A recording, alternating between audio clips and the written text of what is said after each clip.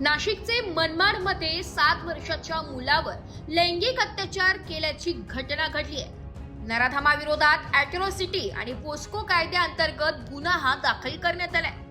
मालेगाव नंतर आता मनमाडमध्ये देखील अल्पवयीन मुलावर लैंगिक अत्याचाराची घटना समोर येत आहे। मनमाड शहरामध्ये अल्पवयीन मुलावर लैंगिक अत्याचार झाल्याची घटना घडली असून एका 64 वर्षीय व्यक्तीने 7 वर्षाच्या मुलावर लैंगिक अत्याचार केल्याची घटना मनमाडमध्ये घडली आहे। या प्रकरणी पोलिसांनी नराधमाला अटक केली असून बाबा भागवत असं या अटक करण्यात आलेल्या व्यक्तीचं नाव आहे। त्याचे लॉन्ड्रीचे दुकान आहे। इस्त्री करण्यासाठी कपडे घेऊन आलेल्या मुलांसोबत तो नेहमी अश्लील चाळे करायचा।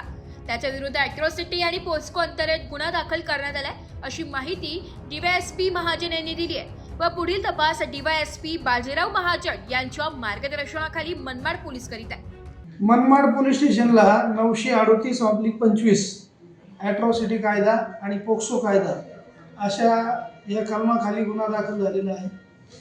याच्यामध्ये जो फिर्यादी आहे त्या फिर्यादीच्या फिर्यादीनुसार त्याच्या एक घरातील छोट्या बालकाच्या सोबत हे कृत्य घडलेलं आहे 7 वर्षाच्या मुलासोबत। यातील जो आरोपी आहे तो 64 वर्षीय वयाचा ग्रस्त आहे। त्याचं लॉन्ड्रीचं दुकान आहे आणि त्या दुकानावर जी मुलं कोणी कपडे घेऊन यायचे इस्त्री करण्यासाठी तर त्या मुलांसोबत अश्लील चाळे करणे, त्यांना जवळ घेणे, अनैसर्गिक पद्धतीने त्यांच्याशी वागणे अशा प्रकारचे कृत्य तो इसम करतो अशी फिर्यादीवरून गुन्हा दाखल झालेला आहे। यामध्ये तातडीने आरोपीला अटक करण्यात आलेली आहे। त्यानंतर फॉरेन्सिक टीमला पाचारण करण्यात आलेलं आहे। त्या टीमने तिथं त्याची पुरावे वगैरे गोळा केलेले आहेत। आयोग म्हणून आम्ही घटनास्थळाचा पंचनामा केलेला आहे, जबाब नोंदवण्याचं काम केलेलं आहे।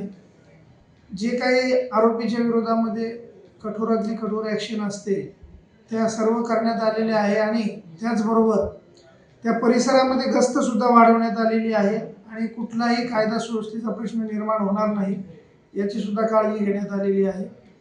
आणि सध्या मनमाड शहरामध्ये शांतता आहे, कुठलाही कायदा सुव्यवस्थेचा प्रश्न नाही आहे आणि कोणामध्येही काही जाती तेढ वगैरे नाही।